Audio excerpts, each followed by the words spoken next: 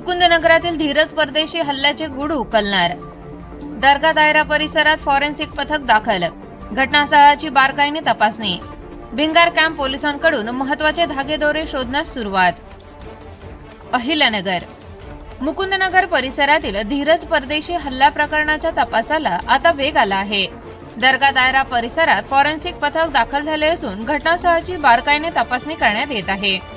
Bhingar camp पोलिसांकडून घटनास्थळाची कसून पाहणी सुरू असून हल्ल्याच्या ठिकाणी आढळणारे भौतिक पुरावे, घटनास्थळाची परिस्थिती आणि इतर महत्त्वाच्या बाबीची नोंद घेतली जात आहे. फॉरेन्सिक पथकाकडून संभाव्य पुरावे संकलित केले जात असून या पुराव्याच्या आधारे धीरज परदेशी याच्यावर हल्ला झाल्याचा नेमका घटनाक्रम उलगडण्याचा प्रयत्न पोलिसांकडून सुरू आहे.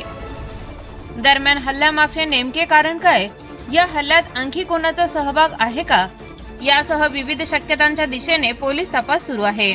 घटनास्थळावरील प्रत्येक पुरावा तपासाच्या दृष्टीने महत्त्वाचा असल्याने पोलिसांनी तपासाची चक्र अधिक वेगाने फिरविले आहेत.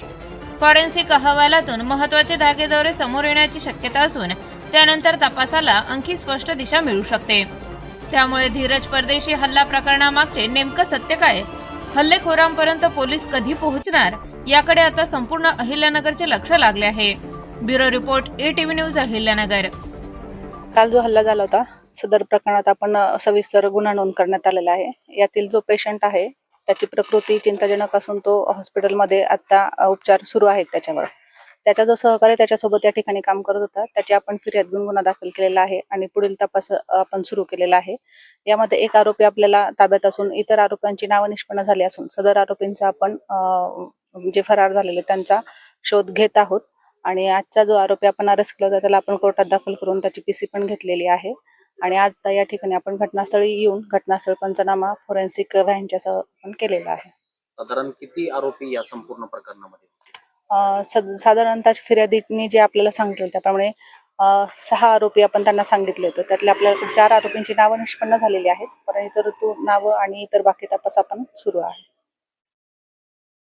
कॉंग्रॅच्युलेशन्स वहिनी, बाळ झाल्याबद्दल. पण मी ऐकलंय डिलिव्हरी फार क्रिटिकल होती. आता ठीक आहे ना सगळं? अगं होता थोडा प्रॉब्लेम, पण स्त्रियांच्या आरोग्याची संपूर्ण काळजी घेणारं मातृसेवा होतं ना साथीला. सगळं सुरळीत झालं. किशोर वयापासून ते रजो निवृत्तीपर्यंत स्त्रीच्या आरोग्याची संपूर्ण काळजी घेणारं अहमदनगर मधील पहिलं स्त्री रुग्णालय Matruseva women's hospital, obstetric ICU. किशोरवयीन आणि विवाहपूर्व समुपदेशन, गरोदर माता तपासणी आणि प्रसूती, पहिल्या सिझेरियन नंतर नॉर्मल डिलिव्हरीची सोय. मातृसेवा विमेन्स हॉस्पिटल, सक्कर चौक, नवीन टिळक रोड, अहमदनगर. फोन 9850 20 0017.